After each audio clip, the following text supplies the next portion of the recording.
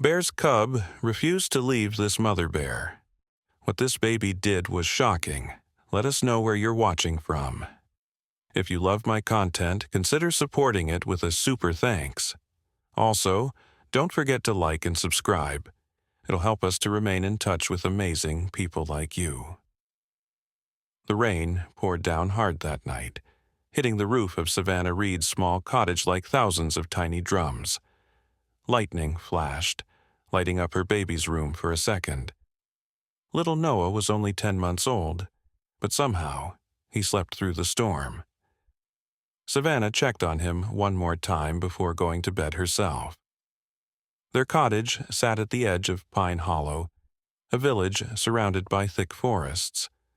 Most people in the village stayed away from the woods, especially at night. But Savannah loved living close to nature, even though it meant being a bit far from others. After losing her husband in an accident last year, the quiet helped her heal. The storm finally stopped around midnight. Savannah was almost asleep when she heard a strange sound. At first, she thought it was just the wind, but then she heard it again, a soft, sad cry coming from outside. She got up slowly, grabbed her flashlight and peeked through the window. Nothing, just wet trees and darkness. The crying sound came again, louder this time. It didn't sound human. It sounded like an animal in pain. "Hello," Savannah called out softly, opening her front door just a crack. The cold night air rushed in. The crying stopped for a moment. Then, to Savannah's shock, something moved in the bushes near her porch. Her heart beat faster. Should she close the door? Call someone for help? Before she could decide, a small, wet ball of fur stumbled out from under the bushes. Savannah gasped. It was a bear cub, no bigger than a large dog. Its dark fur was soaked, and it trembled from the cold. One of its paws looked hurt. "Oh my goodness," Savannah whispered. She knew she should close the door. Wild animals were dangerous, even small ones. But the cub looked up at her with such sad eyes that she couldn't move. The bear cub took a shaky step toward the door, then another. Savannah's mind raced. Where was its mother? Bears never left their cubs alone. Something must have happened. "You poor thing," she said softly. "You're hurt, aren't you?" As if understanding her words, the cub made that crying sound again. It took another step, then fell on its side, too weak to stand. That's when something strange happened. Instead of running away or growling, the cub dragged itself toward Savannah. Not in a threatening way, but like it was seeking help, like it was looking for comfort. Savannah had heard stories of wild animals coming to humans when they were desperate, but this felt different. The way the cub looked at her reminded her of how Noah looked at her when he was scared or hurt. Just then, she heard Noah making noises from his room. The storm must have finally woken him up. Savannah glanced back at the bear cub, then toward her baby's room. She had to check on Noah, but she couldn't just leave the hurt animal in the cold. "Wait here," she told the cub, not sure why she was talking to it like it could understand. "I'll be right back." She quickly went to Noah's room. He was sitting up in his crib, rubbing his eyes. "It's okay, sweetie," she said, picking him up. "Just a storm. It's over now." Holding Noah close, she went back to the front door. The bear cub was still there, but now it had managed to crawl right up to the doorway. When it saw Savannah with Noah, it made a soft grunting sound. Noah, who had been fussy a moment ago, suddenly became very still. He stared at the bear cub with wide eyes. Savannah held him tighter, ready to step back if the cub made any threatening moves. But instead, the most amazing thing happened. Noah smiled. He reached out one tiny hand toward the cub, making happy noises. The bear cub tilted its head, looking at Noah with what seemed like curiosity. "Noah, no," Savannah said gently. pulling his hand back. But the damage was done. The connection had already started. The bear cub made that same soft crying sound again. It tried to stand, but fell back down. Its paw was definitely hurt. Savannah knew what she should do. She should close the door, call forest services, and let them handle this. But something about the way the cub looked at her, at them, made her pause. "You need help, don't you?" she whispered. The cub's eyes seemed to say yes. With Noah still in her arms, Savannah made a decision that would change everything. She stepped back from the door and said, "Come in then. Just until you're better." To her amazement, the cub understood. It crawled, limping, over the threshold and into their home.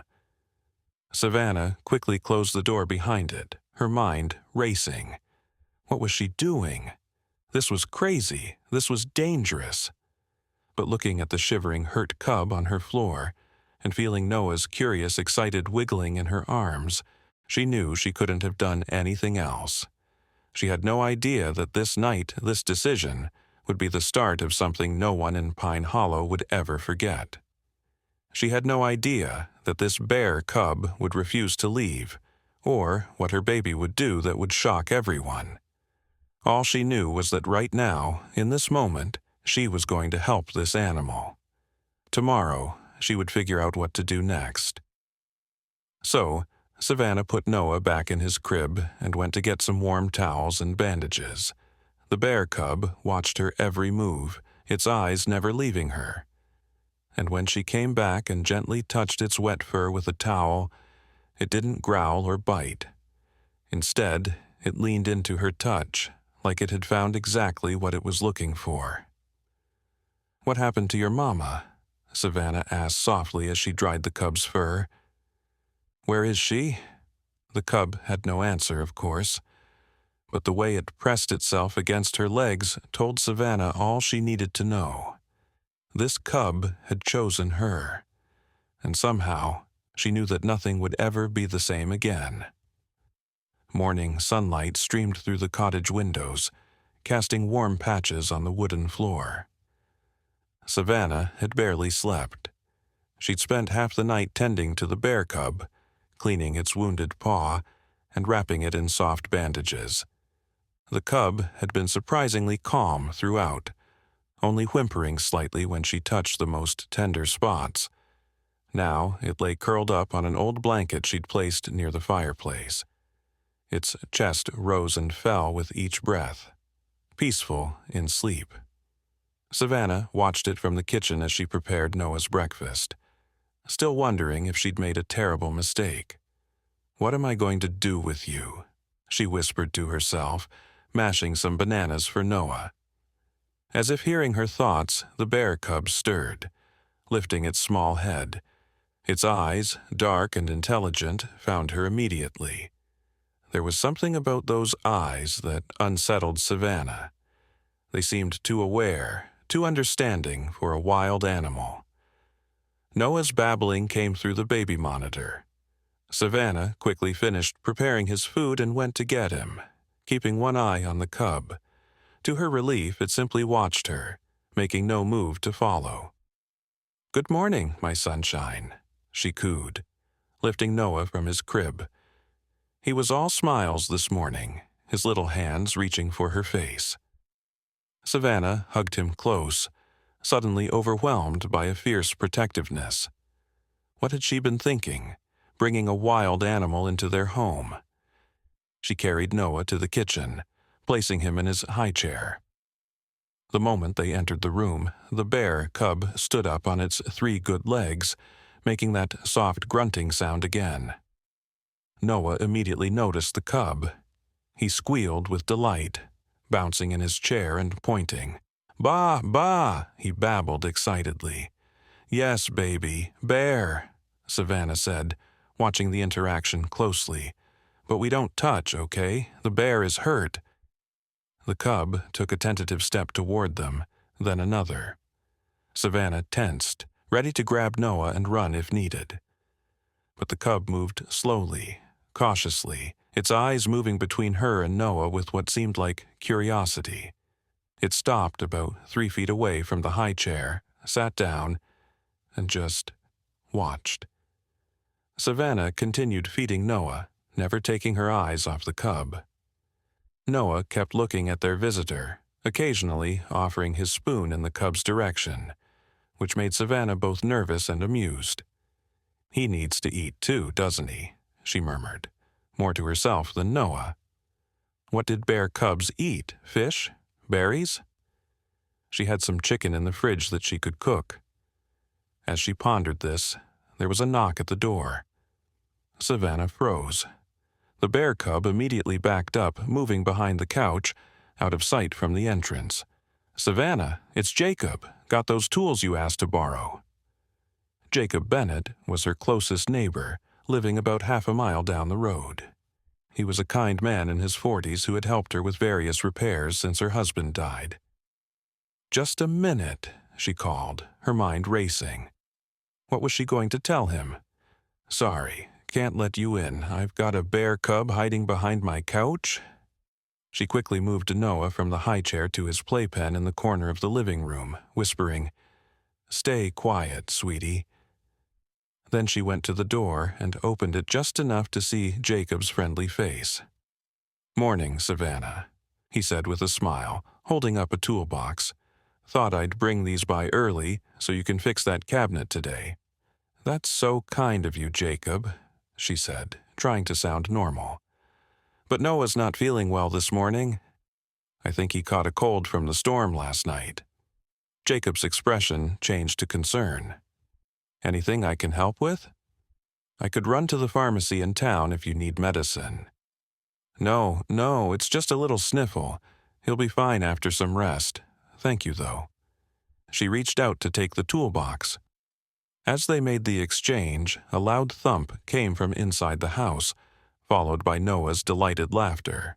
Jacob raised an eyebrow. "Sounds like he's feeling well enough to play." "Oh, he has his moments," Savannah said quickly. "You know how kids are. Sick one minute, bouncing around the next." "Right." Jacob didn't look convinced. "Savannah, is everything okay? You seem tense." Another noise came from inside, the unmistakable sound of something being knocked over, followed by a strange, non-human grunt. Jacob's eyes narrowed. What was that? Before Savannah could answer, Noah's excited voice carried clearly, "Bah! Bah!" "Is there someone else in there with you?" Jacob asked, his voice now concerned. He took a step forward, as if to peer inside. Savannah blocked his view. "It's just us, Jacob. Noah has a new toy that makes animal sounds. It's driving me crazy, honestly." Just then, the bear cub poked its head around the doorway into the hall, clearly visible over Savannah's shoulder. Jacob's eyes widened in shock. "Savannah," he said slowly, "there's a bear in your house."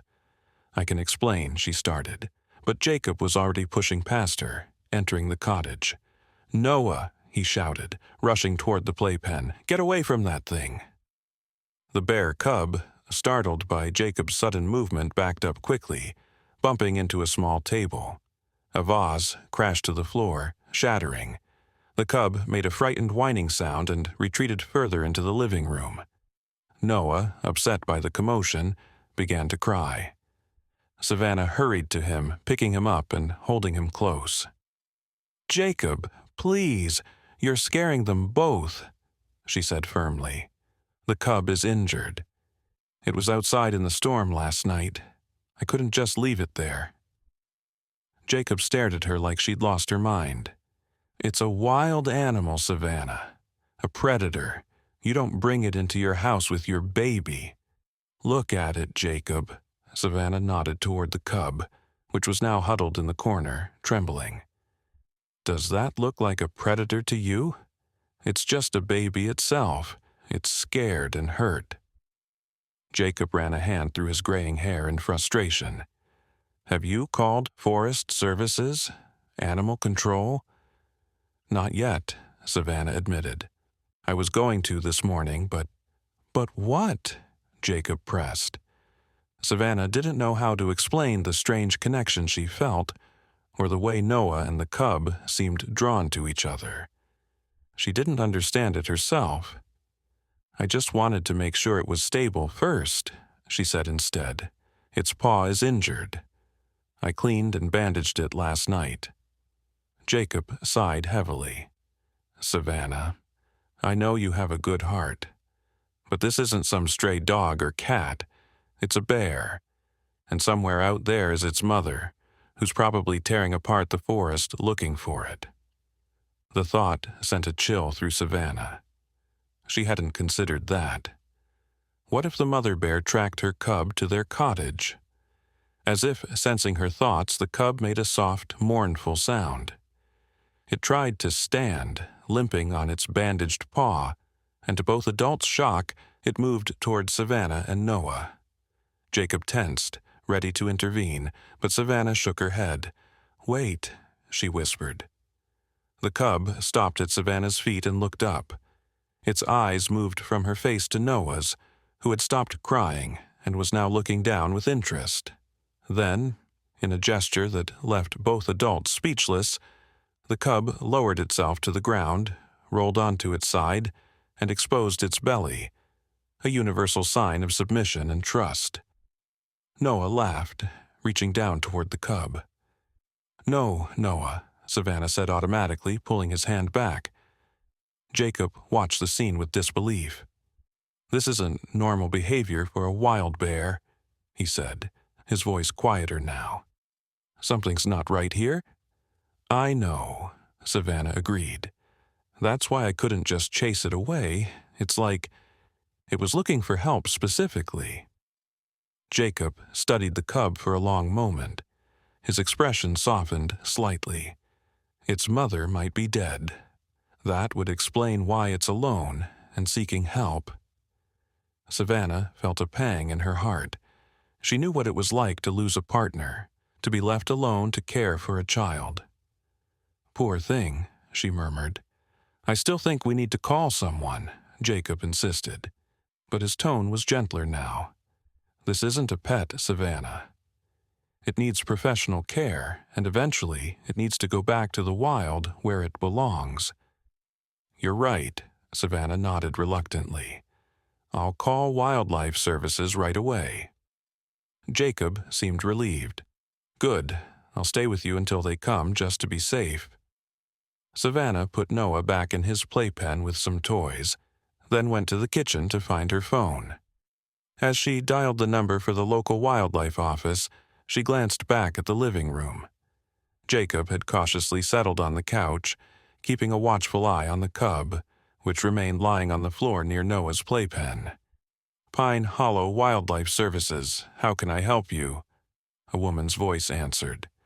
Hi, yes, Savannah hesitated, suddenly anxious. I need to report. Well, I have a bear cub. You've seen a bear cub near your property? The woman asked. Not exactly. It's in my house. There was a pause on the other end. Ma'am, did you say the bear cub is in your house? Yes, it was injured in the storm last night. I brought it inside. Another longer pause. Ma'am, please tell me there are no children in the house. My son is here, but listen carefully. The woman's voice became urgent. I need you to take your child and leave the house immediately. Bear cubs might seem harmless, but the mother is likely nearby and extremely dangerous. Go to a neighbor's house and call us back with the address. We'll send someone right away. But the cub is injured, Savannah protested.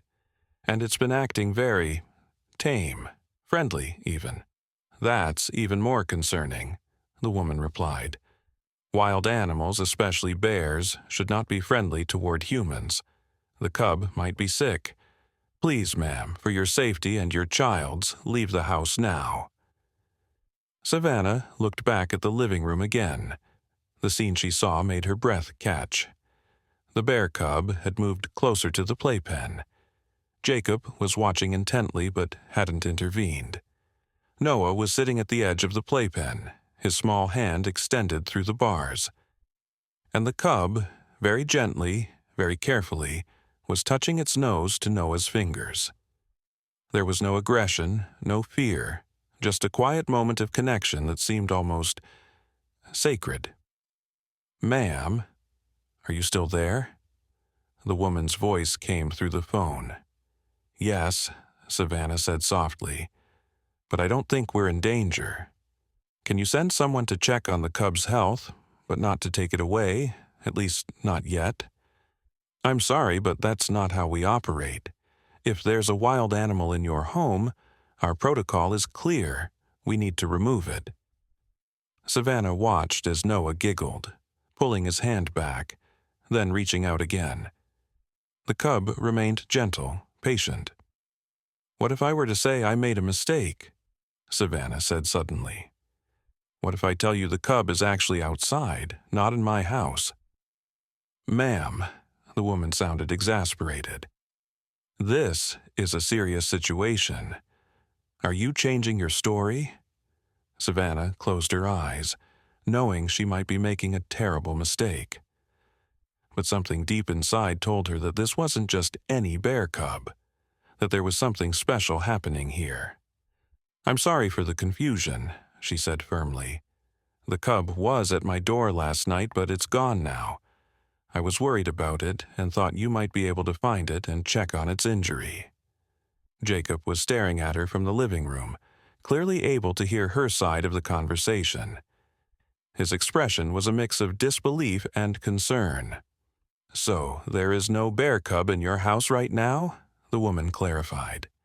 "No," Savannah lied, her heart pounding. "It left this morning." "I see." The woman sounded skeptical. "Well, we'll send a ranger to your area to check for injured wildlife. Can I have your address?" Savannah gave her the information, thanked her, and hung up. She walked back to the living room where Jacob stood waiting. "You just lied to Wildlife Services," he said, his voice low so Noah wouldn't notice his tension. "I need more time, Jacob," Savannah replied, keeping her voice steady. "Look at them." She nodded toward Noah and the cub, who were still engaged in their gentle interaction. "Have you ever seen anything like this? There's something happening here that I don't understand yet, but I know it's special." Jacob ran his hand through his hair again, a gesture she'd come to recognize as his way of dealing with stress. "Savannah, I want to support you, I really do, but this is beyond unusual. It's potentially dangerous. Just give me 3 days," she pleaded. 3 days to figure out what's going on, to see if the cub gets better. If there's any sign of aggression, or if it seems to be getting worse, I'll call Wildlife Services immediately." "And what about its mother?" Jacob asked. "What if she comes looking?" Savannah hadn't forgotten that threat. "I'll keep Noah inside, and I'll be careful." Jacob looked at her for a long moment, then back at Noah and the cub. Finally, he sighed. 2 days, and I'm coming by morning and evening to check on you." "Thank you," Savannah said, relief washing over her. "Don't thank me yet," Jacob warned. "If anything feels off, anything at all, I'm calling Wildlife Services myself. No discussion." Savannah nodded, accepting his terms. "I understand." After Jacob left, with many worried glances back at the cottage, Savannah sat on the floor near Noah's playpen, watching him and the cub. What had she gotten them into? Was she putting her son at risk for the sake of an animal, no matter how special it seemed?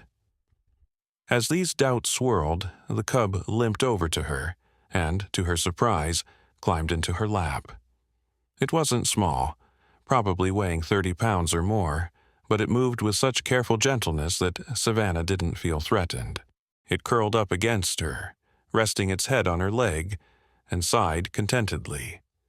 Noah babbled happily, reaching toward them both. Savannah lifted him from the playpen and held him close, her other hand resting lightly on the cub's warm fur. "What are we going to do with you?" she whispered to the cub, which looked up at her with those strangely intelligent eyes. "Where did you come from?"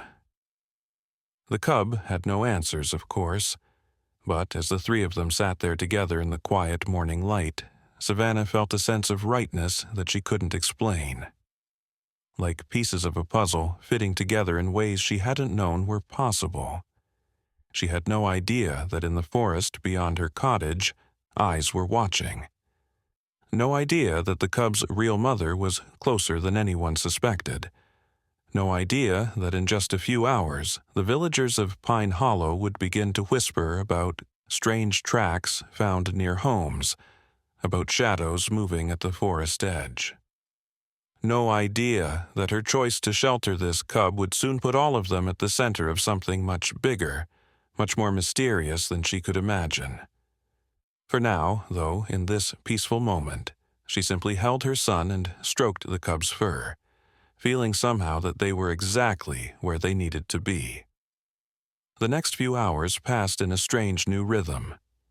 Savannah moved around the cottage, doing her normal chores, washing dishes, folding laundry, preparing lunch, all while a bear cub followed her like a shadow. It limped along behind her from room to room, occasionally sitting to rest its injured paw, but always keeping her in sight. Noah seemed thrilled with their new companion. He crawled on the floor, sometimes getting close enough to touch the cub's fur before Savannah gently pulled him back. Despite her caution, she noticed that the cub never showed any signs of aggression toward Noah. If anything, it seemed protective, watching the baby with an attentiveness that both comforted and puzzled her. Around noon, Savannah realized she needed to feed the cub.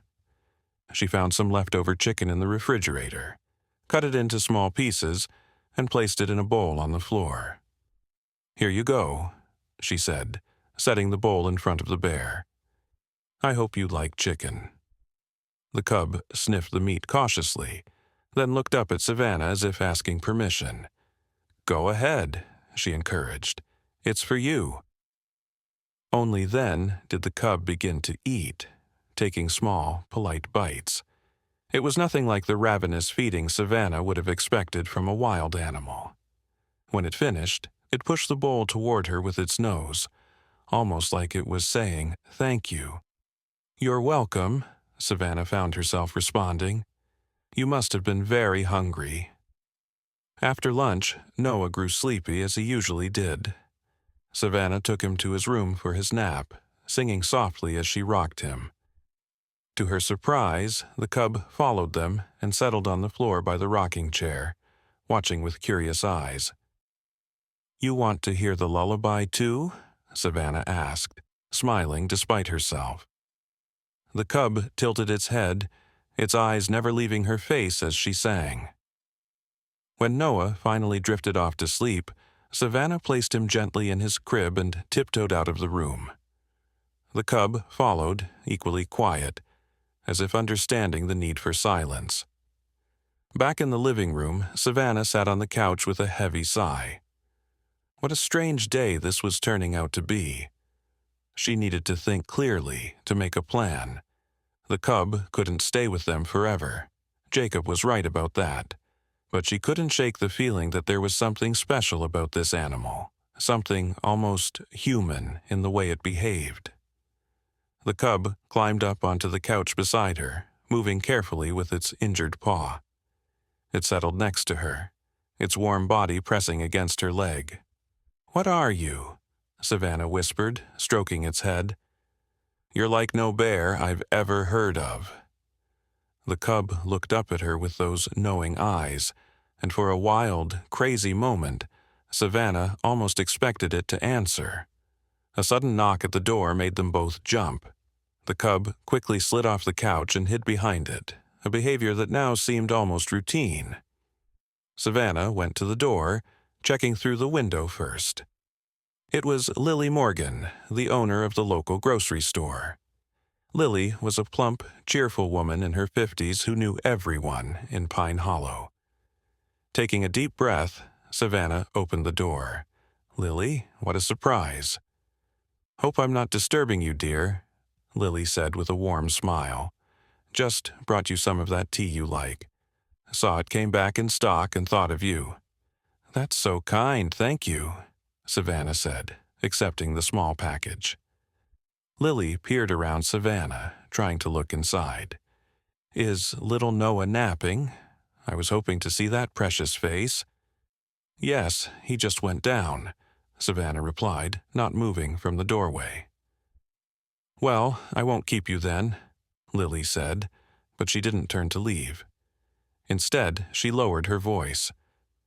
Savannah, have you heard the news? There's talk in town about a bear sighting. Savannah's heart skipped a beat. A bear? Yes, and not just any bear, a big one. Connor Adams saw it this morning while checking his traps. Says it was the biggest black bear he's ever seen in these woods. That's concerning, Savannah managed to say, trying to keep her voice steady. It is, and what's stranger is how it was acting. Connor says it wasn't afraid of him at all, just stood there, watching him, almost like it was looking for something. Lily shook her head. The ranger's been notified. He's warning everyone to stay indoors, especially those of us near the forest edge. Like me, Savannah said, her mouth suddenly dry. Exactly like you, dear. That's why I wanted to stop by. You're out here all alone with Noah. Lily's kind face creased with worry. Maybe you should come stay in town for a few days until they find this bear. Thank you, Lily, but we'll be fine. I'll keep the doors locked and stay inside. Lily didn't look convinced. Bears can break through windows, you know, and doors, if they're determined enough. I'm sure the rangers will find it soon, Savannah said, trying to sound confident. And Jacob checks on us regularly. Well, that's something at least. Lily sighed. Just be careful, dear. There's something odd about this whole situation. Bears don't usually come so close to our homes. Unless they're looking for something, Savannah thought, glancing back at the couch where the cub was hiding. Or someone. I'll be extra careful, she promised Lily. After Lily left, Savannah closed the door and leaned against it, her mind racing. The mother bear was nearby, looking for her cub. And soon, if the rangers were searching, they might find tracks leading right to her cottage. The cub emerged from its hiding place, looking up at Savannah with what she could almost swear was concern. Your mother is looking for you, she told it softly, and I think she's going to find us. As if understanding her words, the cub made a low whining sound and pressed itself against her legs. Savannah crouched down to its level. Are you afraid of her? Is that why you won't go back to the forest? The cub only looked at her, those dark eyes revealing nothing. But its behavior, seeking shelter with humans instead of returning to its own kind, was telling enough. Savannah straightened up, making a decision. She needed to find out more about this cub and its mother before the rangers did, and there was one person in Pine Hollow who might be able to help. Michael Hayes had been the town's veterinarian for over 20 years. Before that, he'd worked with wildlife services in the national park. If anyone could make sense of the cub's strange behavior, it would be him. Savannah picked up her phone and dialed his number, praying he wouldn't immediately report her to the authorities. Hayes Animal Clinic, a friendly female voice answered. Hi, this is Savannah Reed. I need to speak with Dr. Hayes, please, it's urgent. One moment, Mrs. Reed. There was a brief pause, then Michael's deep, warm voice came on the line. Savannah, what can I do for you? Is Noah all right?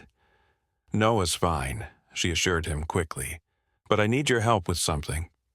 Unusual. Could you come to my cottage? And could you come alone and not tell anyone? There was a pause on the other end. Savannah, what's going on? I can't explain over the phone, but I promise it's important. And I wouldn't ask if I had any other option. Another pause. Is this about the bear sightings? Savannah closed her eyes. Yes, she admitted. Sort of. Michael sighed. I'll be there in 20 minutes. And Savannah, be careful till I get there. I will, thank you, Michael. She hung up, feeling a mixture of relief and anxiety. Michael was a good man, respected in the community. If he told her the cub was dangerous or sick, she would trust his judgment. While waiting for him to arrive, Savannah checked on Noah, who was still sleeping peacefully. Then she sat on the floor next to the cub, stroking its fur and talking to it softly. A doctor is coming to look at your paw, she explained. He's a kind man. He won't hurt you. The cub seemed to relax at the sound of her voice. It rolled onto its side, exposing its belly again in that gesture of trust that had so surprised Jacob earlier. Savannah gently examined the bandaged paw. The swelling seemed to have gone down a bit, which was a good sign. While she was checking it, she noticed something she hadn't seen before. A small, dark mark on the cub's chest, partially hidden by fur. She parted the hair to get a better look. It was a birthmark, about the size of a quarter, in the distinct shape of a crescent moon. Well, that's unusual, she murmured, tracing the mark with her finger. The cub watched her, but didn't pull away. A knock at the door announced Michael's arrival. This time, the cub didn't hide. It stayed by Savannah's side as she went to let him in. Michael Hayes was a tall, lean man in his early 60s, with kind eyes and a trim gray beard. He was dressed casually in jeans and a flannel shirt, carrying his medical bag. Savannah, he greeted her with a concerned smile. Now, what's this mysterious? He stopped abruptly as his gaze fell on the bear cub standing beside her. His eyes widened. Good Lord. Please come in, Savannah said, stepping back, and thank you for coming. Michael entered slowly, his eyes never leaving the cub. When you said this was about the bear sightings, I didn't expect this. I know it seems crazy, Savannah began, closing the door behind him. Crazy doesn't begin to cover it, Michael said, setting his bag down carefully. He crouched, studying the cub from a distance. How long have you had it? Since last night it was caught in the storm, injured. I couldn't leave it outside. Michael nodded, his professional demeanor taking over. The injured paw, I presume? He gestured to the bandage. May I take a look? Of course. Savannah turned to the cub. It's okay, he's going to help you. To Michael's evident amazement, the cub walked forward at Savannah's reassurance and allowed him to examine its paw. Remarkable, he murmured, gently unwrapping the bandage. I've worked with wildlife for decades, and I've never seen a wild bear, even a cub, this comfortable with humans. He looked up at Savannah. This isn't normal behavior. I know, she said. That's why I called you instead of wildlife services. Something's different about this cub. Michael finished examining the paw, then checked the cub's eyes, ears, and teeth with practiced efficiency.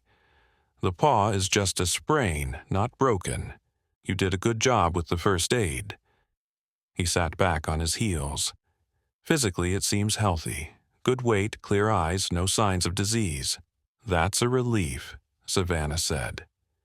But, Michael continued, its behavior is concerning.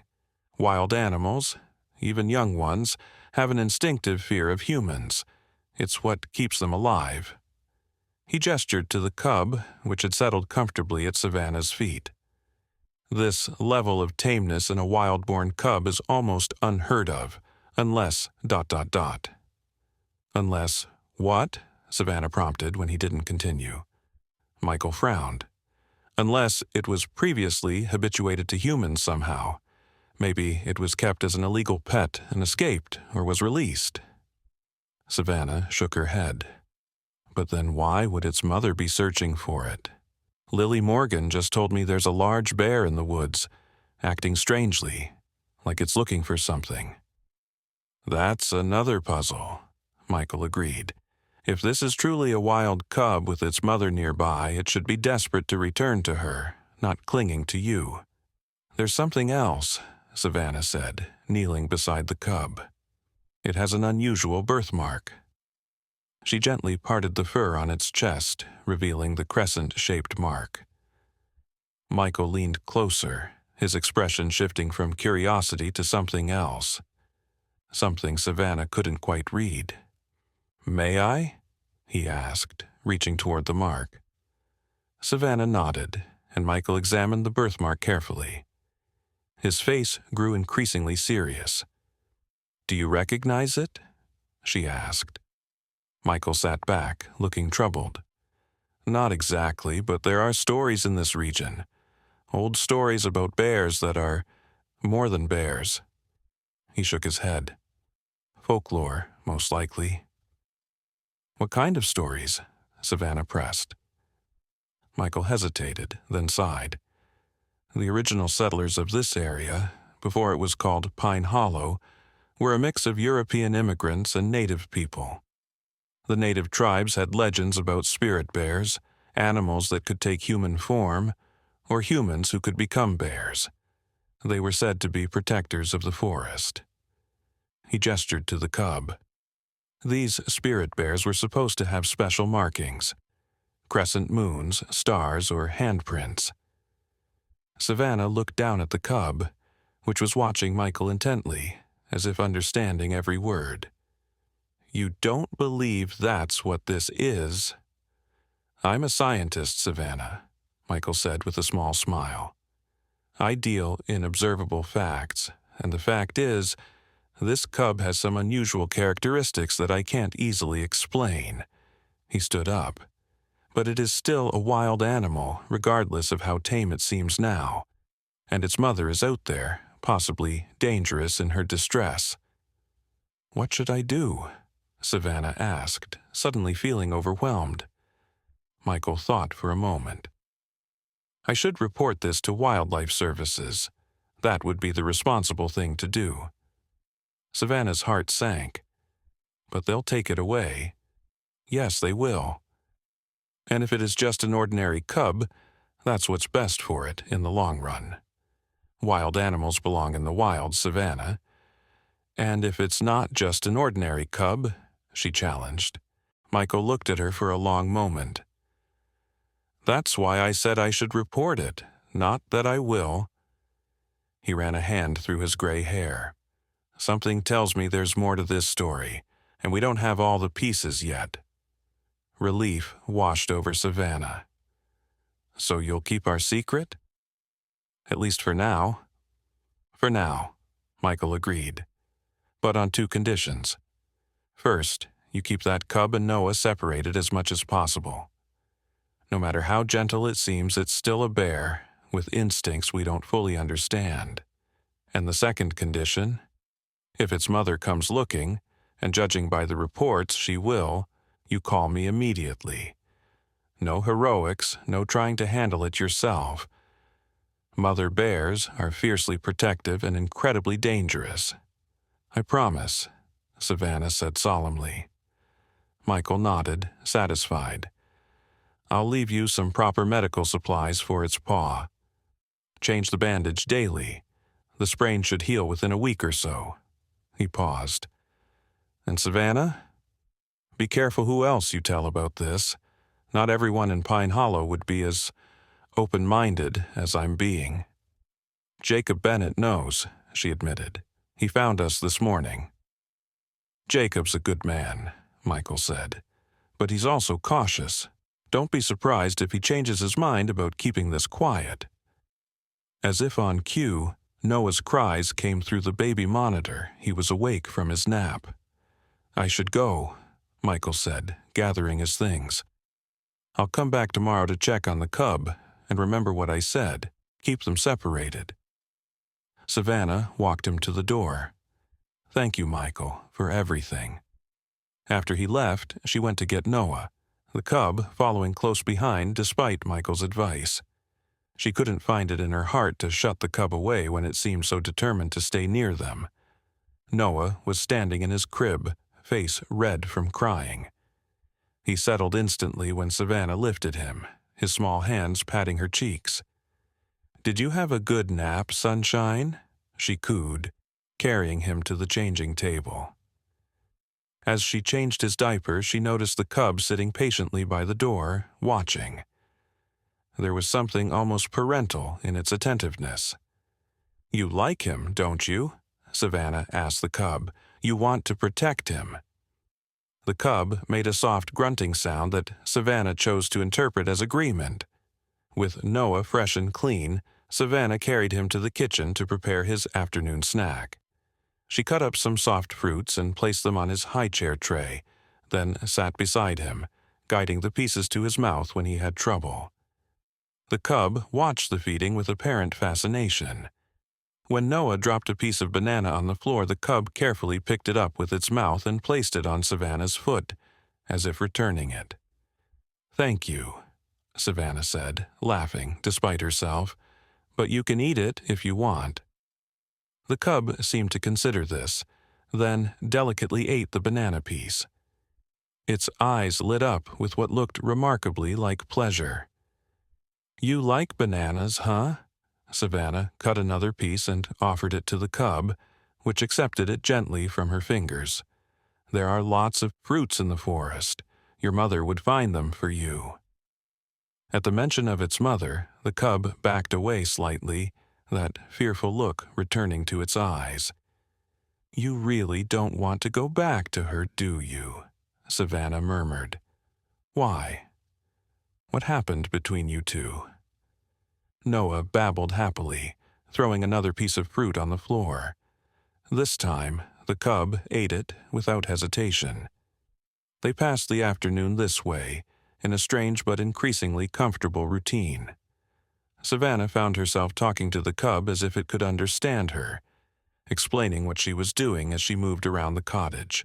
The cub followed, watching, learning.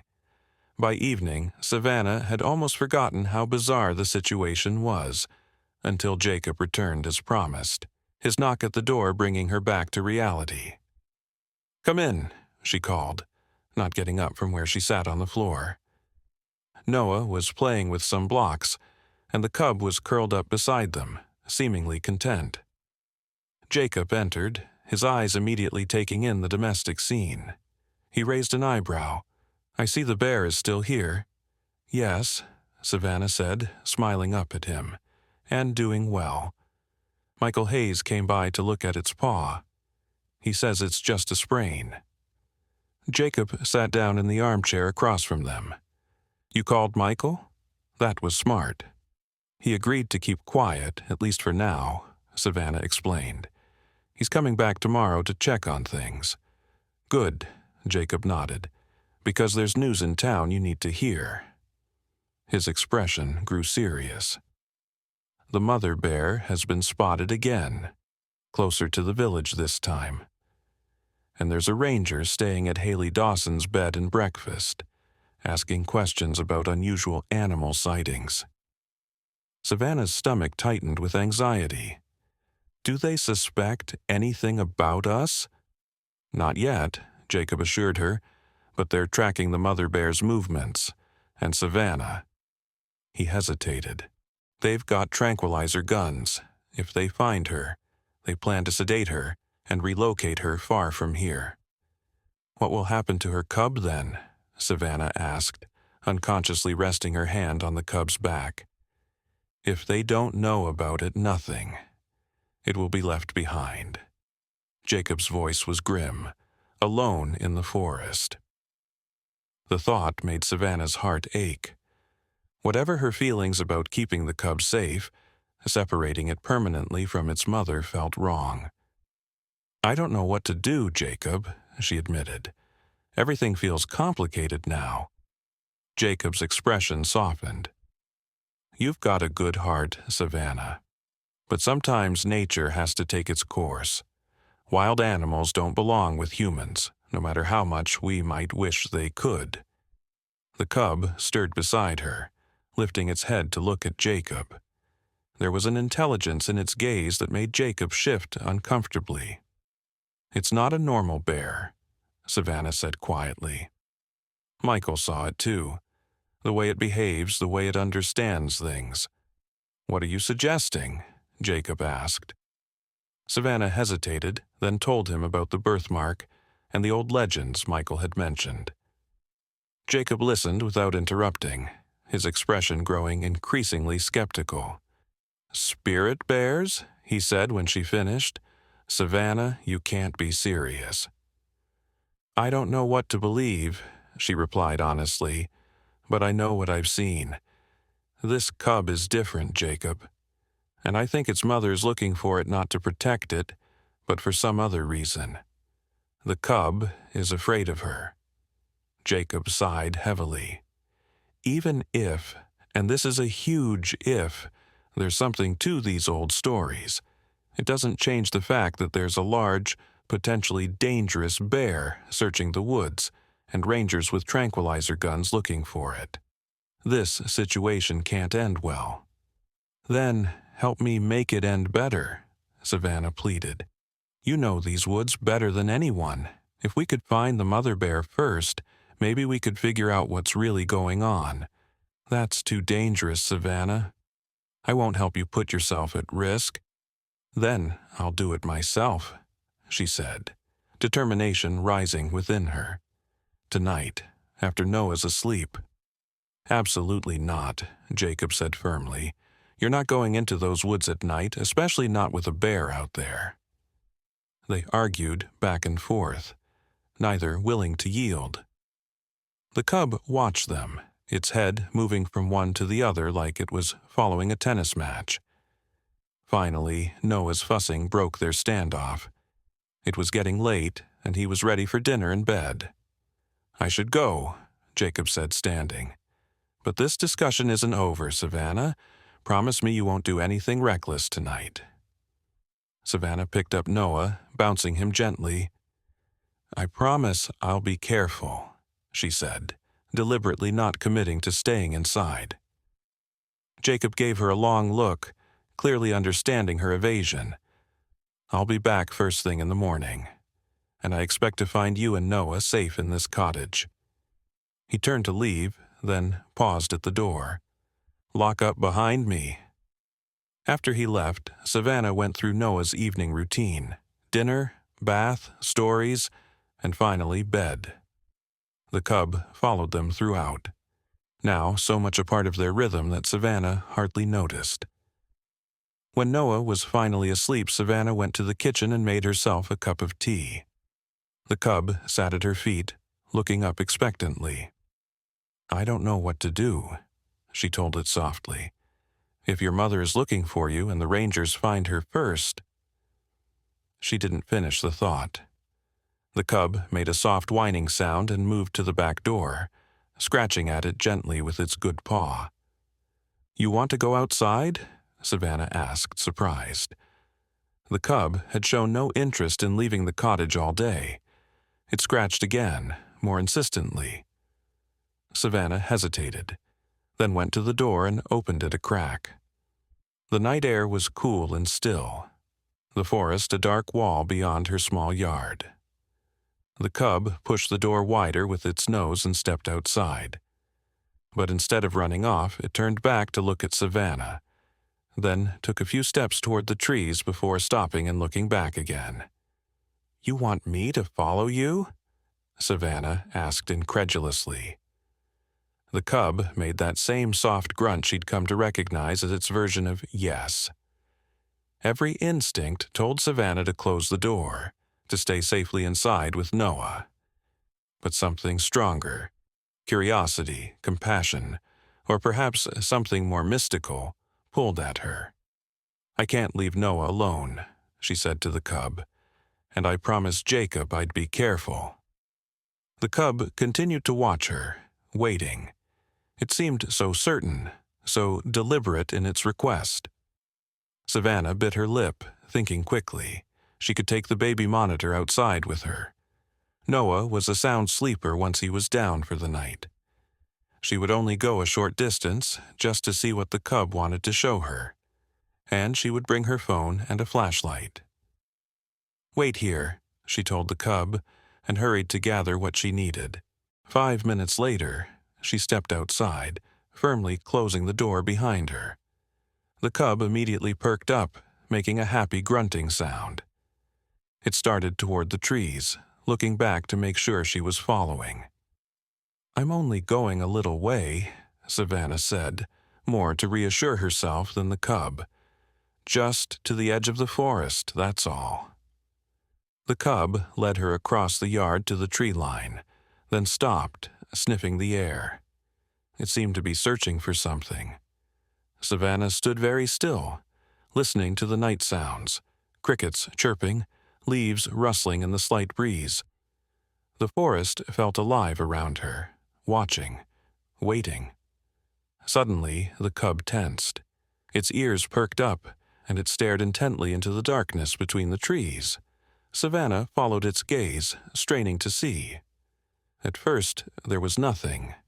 Then, a shape moved in the shadows, large, deliberate. Savannah's heart pounded as a massive black bear emerged from the trees, not 20 feet away. The mother bear. Savannah froze, fear coursing through her. The bear was enormous, at least 3 times the size of the cub, with powerful muscles rippling beneath its dark fur. It stood perfectly still, its eyes, intelligent eyes, Savannah noticed with a shock, fixed on the cub. The cub pressed itself against Savannah's legs, trembling. But it didn't run. Instead, it made a low, almost challenging sound toward the larger bear. The mother bear tilted its head, then took a step forward. Savannah wanted to run, to scream, to do something, but she remained rooted to the spot, somehow understanding that this moment was important. As the mother bear moved closer, moonlight fell across its chest, revealing something that made Savannah gasp. There, visible even from this distance, was a birthmark identical to the cub's. A perfect crescent moon. The mother bear stopped at Savannah's reaction, studying her with an intensity that felt almost human. There was no aggression in its posture, only a focused, deliberate watchfulness. Slowly, carefully, the mother bear sat down on its haunches, still staring at Savannah. It was a gesture of non-aggression, almost like it was trying to appear less threatening. The cub whined, pressing closer to Savannah's legs. It was clearly afraid, but not in the way a normal wild animal would fear a predator. This fear felt more personal. "What happened between you two?" Savannah whispered, looking from the cub to its mother. To her astonishment, the mother bear's eyes seemed to fill with something like sorrow. It made a soft rumbling sound. Not a growl, but almost like speech. The cub responded with a series of small grunts and whines, still huddled against Savannah. It was as if they were communicating, having a conversation she couldn't understand. This went on for several minutes, the 2 bears making various sounds back and forth. Savannah stood perfectly still, hardly daring to breathe. Finally, the mother bear rose to its full height, towering in the moonlight. It looked at Savannah once more, then deliberately turned and moved back into the forest, disappearing into the shadows. The cub watched it go, still trembling, but as the mother bear vanished, it seemed to relax slightly. "She's gone," Savannah said softly, placing a hand on the cub's head. "She didn't try to take you." The cub looked up at her, then back at the forest. It made a sad sound, almost like a sigh. "This is so strange," Savannah murmured. "What's going on between you two?" A sudden wail from the baby monitor startled them both. Noah was awake and crying.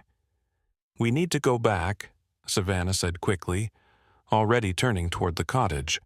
The cub followed without hesitation, staying close as they hurried across the yard. As Savannah reached for the door handle, she glanced back at the forest one last time.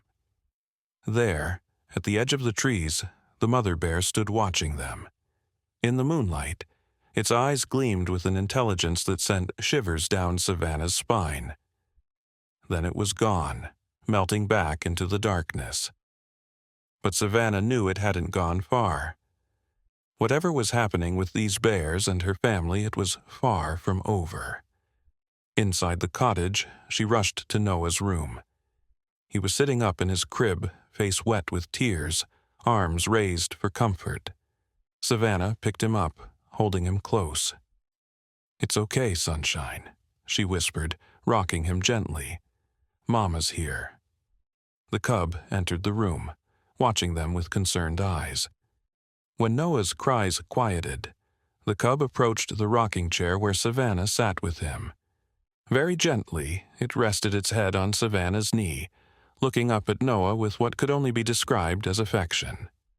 Noah's small hand reached down, patting the cub's head. "Bah," he said sleepily. "Bah." "Yes, baby," Savannah whispered. "Bear." As Noah drifted back to sleep in her arms, Savannah's mind raced with questions. The mother bear hadn't attacked. It hadn't even tried to take its cub back. Instead, it had attempted to communicate, both with the cub and, somehow, with her. Michael's words echoed in her mind. Old stories about spirit bears, animals that could take human form, or humans who could become bears. They were said to be protectors of the forest. Could it possibly be true? Or was there some other explanation for the strange behavior of these bears? Savannah didn't know. But as she looked down at the cub, now peacefully resting its head on her lap while Noah slept in her arms, she felt certain of one thing. Their lives were now intertwined in ways she couldn't begin to understand. And somehow she knew that tomorrow would bring even stranger revelations.